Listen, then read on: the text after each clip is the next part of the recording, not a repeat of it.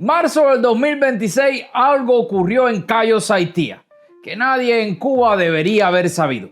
Algo que cuando trascendió, cuando las primeras imágenes y los primeros reportes comenzaron a circular, cambió completamente la conversación sobre el futuro de la isla de Cuba. Raúl Castro aparentemente fue evacuado de emergencia de la base militar del Segundo Frente, ubicado en el Cayo Saitía, tras comprometerse aparentemente por gravedad de su seguridad personal.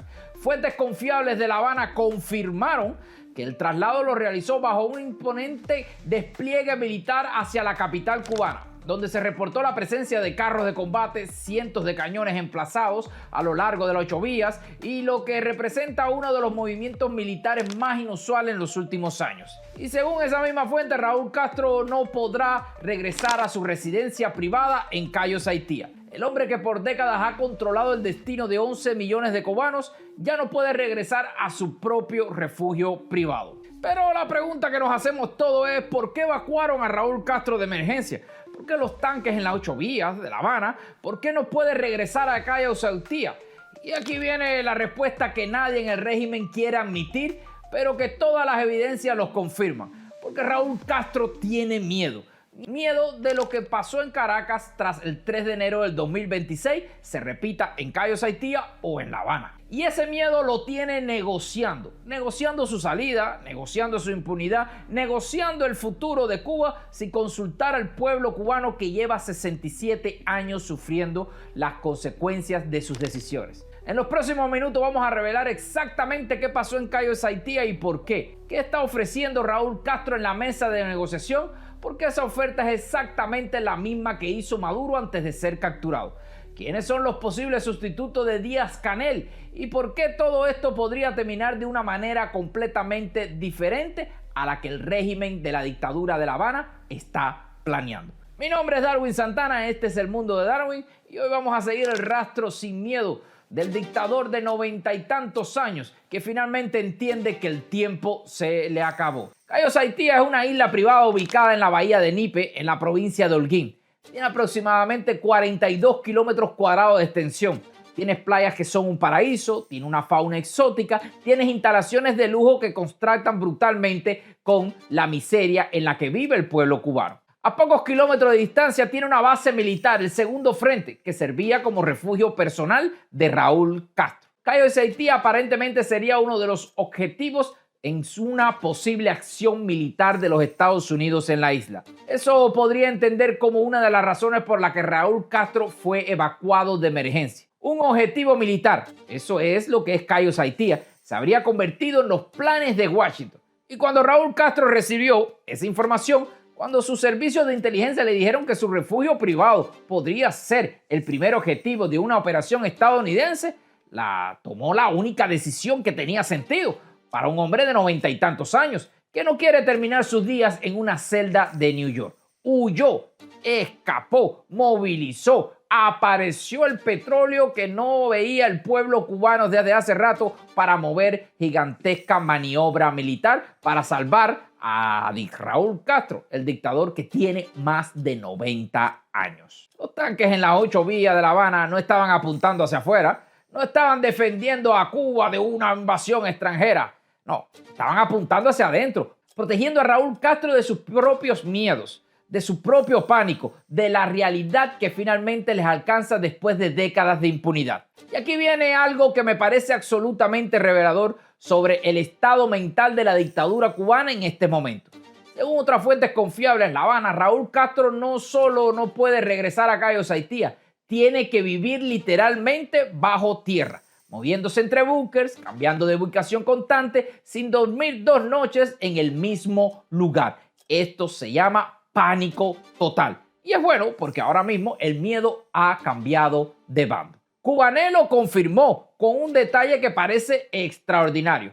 Fuentes que conocen las rutinas diarias de los principales jefazos del régimen aseguran que han cambiado radicalmente, que ninguno de ellos duerme 2 noches en el mismo lugar, que llevan meses actuando como si fueran nómadas, como si fueran gitanos. Los hombres más poderosos dentro de la isla de Cuba, los que gobiernan a la dictadura cubana, los que han gobernado a la isla con puño de hierro durante décadas, están moviéndose como nómadas, moviéndose de un lugar a otro sin poder establecerse, sin poder sentirse seguros en ningún lugar, porque saben que lo que le pasó a Maduro le puede pasar a ellos. Cubanet reveló algo que me parece absolutamente fascinante sobre la infraestructura de supervivencia que el régimen está usando. Dicen que el apagado y cierre de la Torre K, más que por una cuestión de ahorro energético, se debió a sus sótanos, atestados de provisiones para varios meses y equipados con generadores eléctricos, reservas de aguas potables y el soporte vital indispensable para varias semanas de supervivencia.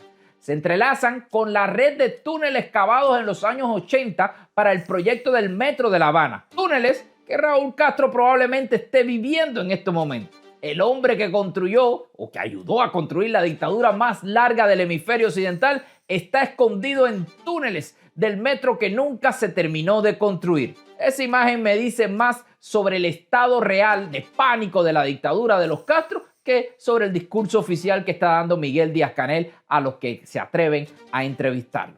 En que se han detenido nuestros sueños por este recrudecimiento del bloqueo. Y por eso estoy dispuesto a actuar hasta las últimas consecuencias, con toda sinceridad te lo digo, Luis. Tengo un compromiso enorme con el pueblo cubano, con la revolución cubana, con el liderazgo. Y aquí viene lo que deberíamos todos preguntarnos, o la pregunta que todos deberíamos hacer. ¿Qué cambió? ¿Qué pasó con el hombre que vivía en una isla privada con playas que era un paraíso, con una fauna exótica y ahora está escondido en túneles subterráneos? La respuesta es una sola palabra: Venezuela. Lo que pasó en Venezuela el 3 de enero del 2026 cambió todo. Cuando Maduro fue capturado, cuando las fuerzas especiales estadounidenses lo sacaron del poder en cuestión de horas, Raúl Castro entendió algo que antes solo era una posibilidad teórica, que lo podía pasar a él. Ningún dictador es intocable, que ningún refugio es suficientemente seguro, que el tiempo de la impunidad se acabó. Y ahora llegamos a la parte que más me tiene pensando. La parte que cuando la analizo en profundidad me dice más sobre el estado real de la dictadura cubana que cualquier declaración oficial. Raúl Castro está negociando, está en la mesa, está ofreciendo cosas y lo que está ofreciendo es tan revelador como su desesperación con la evacuación de Cayo Saitía. Cubanet publicó un artículo extraordinario citando fuentes del Ministerio de Turismo y Gaesa, el conglomerado empresarial militar que controla el 80% de la economía cubana y que reveló, según sus fuentes, el plan de negociación de Raúl Castro había diseñado específicamente para el mercado norteamericano. Según Cubanet, mucho antes del anuncio oficial de las negociaciones, ya se había elaborado varias carteras de oportunidades específicamente para el mercado norteamericano. Estas son muy diferentes y mucho más amplias que los que anualmente presenta el Ministerio de Comercio, y donde se habría incluido más de un centenar de parcelas de arrendamiento tanto en La Habana como en Varadero, como en la Cañería norte de la isla, desde Pinar del Río hasta Guantánamo, todas en las modalidades de perpetuidad. Perpetuidad que Raúl Castro está ofreciendo arrendar tierras cubanas a perpetuidad a empresas estadounidenses, no por 50 años, no por 100 años, a perpetuidad, es decir, para siempre. El hombre que durante décadas dijo que Cuba nunca cedería ni un centímetro de su soberanía al imperialismo yanqui está ofreciendo arrendar tierras cubanas para siempre. Sí, usted escuchó, para siempre. Y eso no es todo. Cubanet también revela que el régimen estaría dispuesto a negociar la salida inmediata de negocios ya instalados en la zona de Mariel, hoy en manos de los militares, del MINSEC, otros organismos creados en el efecto, y el arrendamiento del enclave en su totalidad, renunciando a algunos aspectos de gran interés para la economía nacional a la condición de socios, o admitiendo participantes de apenas 20 y hasta 10%, ofreciendo un 90% del total, 10% para la Cuba, y el régimen que durante 67 años dijo que nunca negociaría con el imperialismo, está ofreciendo quedarse solamente con el 10% de sus propias instalaciones estratégicas. Si esto no es terror lo que está teniendo la dictadura cubana, si no lo está dando todo, como lo mismo lo hizo Nicolás Maduro Moro, ¿qué es lo que estamos viendo aquí? Y aquí viene la conexión que nadie puede ignorar, porque esto es exactamente lo que mismo hizo Nicolás Maduro Moros antes de ser capturado. El New York Times publicó en octubre de 2025 un artículo extraordinario revelando que varios funcionarios venezolanos le ofrecieron al gobierno de Trump una participación dominante en el petróleo y las riquezas minerales de Venezuela a través de conversaciones durante meses. En virtud de este acuerdo discutido entre funcionarios estadounidenses de alto rango y los principales ayudantes de Maduro, el líder autocrático de Venezuela ofreció abrir todos los proyectos petrolíferos y auríferos existentes y futuras empresas estadounidenses, conceder contratos preferenciales a empresas estadounidenses, invertir en el flujo de exportación de petróleo venezolano de China hacia Estados Unidos y, por supuesto, reducir drásticamente los contratos energéticos y mineros de su país con empresas chinas, iraníes y rusas. ¿Ven el patrón? ¿Ven la similitud? Maduro ofreció petróleo, minerales, con meses. Raúl Castro lleva semanas negociando y Maduro fue capturado de todas formas. Porque el New York Times también reveló algo que es absolutamente crítico para entender lo que le podría pasar a Raúl Castro. Dijo que el gobierno de Trump acaba rechazando las concesiones económicas de Maduro y suspendió la diplomacia con Venezuela.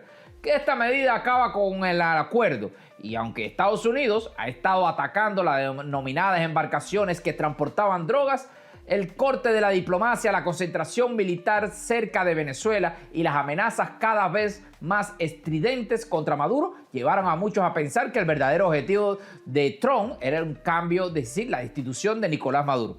La destitución, no la negociación, no el acuerdo económico, la destitución. Y eso es exactamente lo que podría pasar dentro de la isla de Cuba. Que las negociaciones no son el objetivo final, que son el proceso previo a la acción.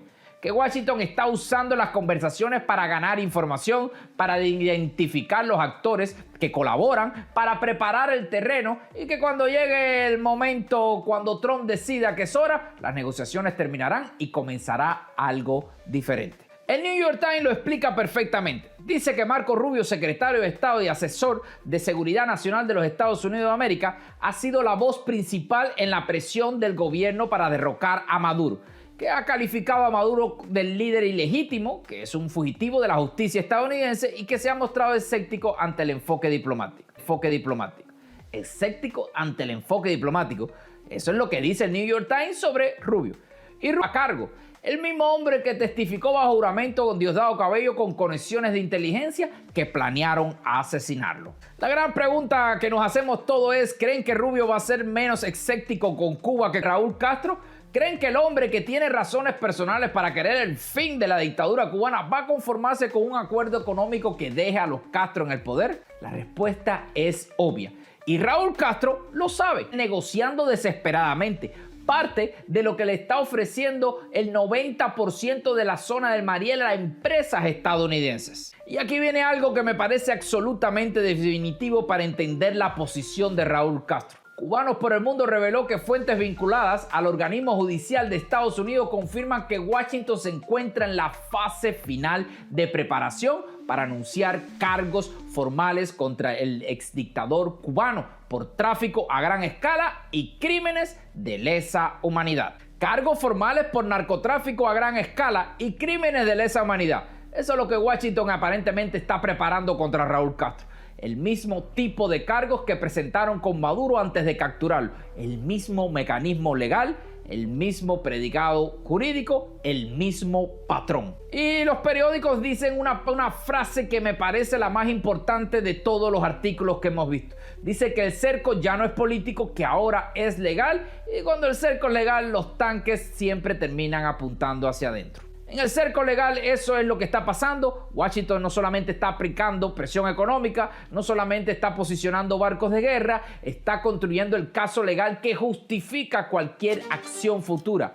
Está preparando los cargos que le darán la justificación jurídica para hacer con Raúl Castro exactamente lo que hizo con Nicolás Maduro Moros. Y aquí viene la pregunta que todos deberíamos hacernos. Si los cargos contra Raúl Castro se presentan formalmente, si Washington anuncia que está negociando su captura, ¿qué pasa con el cangrejo, con el tuerto? La respuesta es la misma que pasó con Venezuela. Las negociaciones o las conversaciones terminan y comienza algo totalmente diferente. ¿Quiénes son los posibles sustitutos? ¿Y qué significaría cada uno de ellos para el futuro de Cuba? The AP, es decir, Associated Press, publicó un análisis extraordinario sobre el tema y lo que revela es fascinante y preocupante al mismo tiempo, porque los dos candidatos mencionados para sustituir a Miguel Díaz-Canel tienen algo en común.